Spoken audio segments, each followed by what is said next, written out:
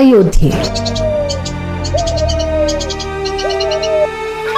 ಧರ್ಮ, ಶಾಂತಿ ಮತ್ತು ಸಂತೋಷದಿಂದ ತುಂಬಿದ ಮಹಾನಗರ. ಸೂರ್ಯೋದಯದ ಮೃದುವಾದ ಕಿರಣಗಳು ಅರಮನೆಯ ಮೇಲೆ ಬೀಳುತ್ತಿವೆ. ರಾಜ ದಶರಥನ ಅರಮನೆಯಲ್ಲಿ 4 ರಾಜಕುಮಾರರು ಬೆಳೆಯುತ್ತಿದ್ದರು. ಅವರೇ ಶ್ರೀರಾಮ, ಲಕ್ಷ್ಮಣ, ಭರತ ಮತ್ತು ಶತ್ರುಘ್ನ. ಅವರಲ್ಲಿ ಹಿರಿಯವನು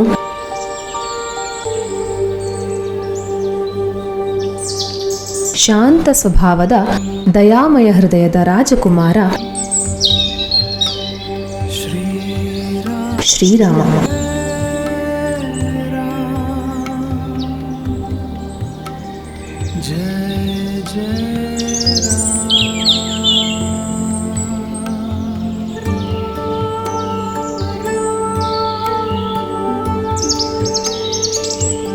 ಶ್ರೀರಾಮನಿಗೆ ತನ್ನ ಸಹೋದರರ ಮೇಲೆ ಅಪಾರ ಪ್ರೀತಿ. ಲಕ್ಷ್ಮಣನು ಸದಾ ರಾಮನ ಜೊತೆಗೇ ಇರುತ್ತಿದ್ದ. ಒಟ್ಟಿಗೆ ಆಟವಾಡುವುದು, ಒಟ್ಟಿಗೆ ಕಲಿಯುವುದು, ಒಟ್ಟಿಗೆ ಅರಮನೆಯ ತೋಟಗಳಲ್ಲಿ ಓಡಾಡುವುದು. ಇವರ ಬಾಲ್ಯ ಸಂತೋಷದಿಂದ ತುಂಬಿತ್ತು. ಅಯೋಧ್ಯೆಯ ಜನರು ಅವರನ್ನು ನೋಡಿದಾಗ ಇವರು ಭವಿಷ್ಯದ ಧರ್ಮರಾಜರು ಎಂದು ಆಶೀರ್ವದಿಸುತ್ತಿದ್ದರು.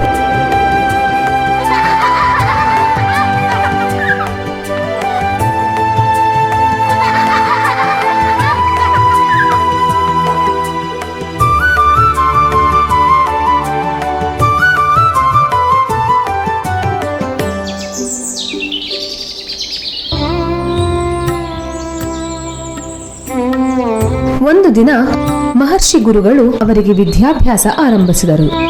ವೇದಗಳು, ಧರ್ಮ, ಯುದ್ಧ ಕಲೆ, ಧನುರ್ವಿದ್ಯೆ ಎಲ್ಲವನ್ನೂ ರಾಜಕುಮಾರರು ಶ್ರದ್ಧೆಯಿಂದ ಕಲಿಯುತ್ತಿದ್ದರು.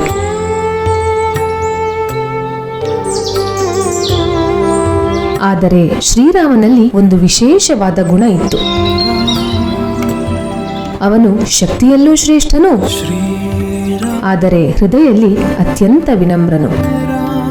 ಗುರುಗಳು ಆಶ್ಚರ್ಯದಿಂದ ಹೇಳುತ್ತಿದ್ದರು, ಈ ಬಾಲಕನ ಭವಿಷ್ಯ ಮಹಾನ್ ಇದೆ ಎಂದು.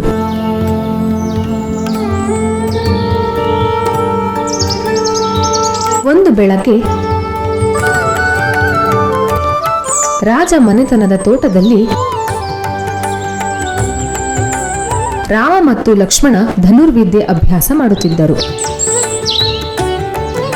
ಲಕ್ಷ್ಮಣನು ಗುರಿ ತೋರಿಸಿದನು. ರಾಮನು ಬಿಲ್ಲು ಎಳೆದು ಬಾಣವನ್ನು ಬಿಟ್ಟನು. ಬಾಣ ಗಾಳಿಯನ್ನು ಚೀರಿಕೊಂಡು ಹೋಗಿ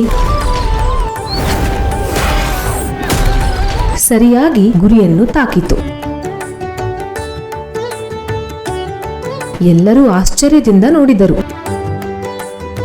ಲಕ್ಷ್ಮಣನು ಸಂತೋಷದಿಂದ ಹೇಳಿದನು, ಅಣ್ಣ ರಾಮ, ನೀನು ಮಹಾನ್ ಯೋಧನಾಗುವೆ.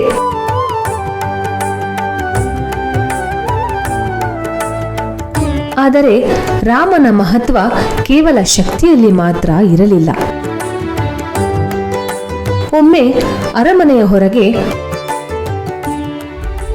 ಒಬ್ಬ ಬಡ ರೈತನಿಗೆ ಸಹಾಯ ಬೇಕಾಯಿತು. ರಾಮನು ತಕ್ಷಣ ಮುಂದೆ ಬಂದು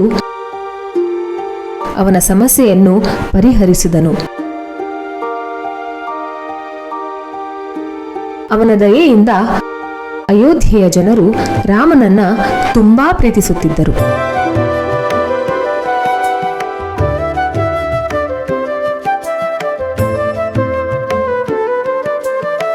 ಹೀಗೆ ಅಯೋಧ್ಯೆಯ ರಾಜಕುಮಾರರ ಬಾಲ್ಯ ಪ್ರೀತಿ, ಶಿಕ್ಷಣ ಮತ್ತು ಧರ್ಮದಿಂದ ತುಂಬಿತ್ತು.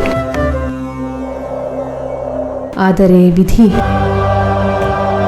ಈ ಬಾಲಕನಿಗಾಗಿ ಇನ್ನೂ ದೊಡ್ಡ ಸಾಹಸಗಳನ್ನು ಸಿದ್ಧಪಡಿಸಿತ್ತು. ಶೀಘ್ರದಲ್ಲೇ ಒಬ್ಬ ಮಹಾನ್ ಋಷಿ ಅಯೋಧ್ಯೆಗೆ ಬರಲಿದ್ದರು. ಅವರು ರಾಮನ ಜೀವನವನ್ನು ಸಂಪೂರ್ಣವಾಗಿ ಬದಲಾಯಿಸಿದರು. ಅದೇ ಕಥೆಯನ್ನು ನಾವು ಮುಂದಿನ ಭಾಗದಲ್ಲಿ ನೋಡೋಣ. ಜೈ ಶ್ರೀರಾಮ್. ಶ್ರೀರಾಮ.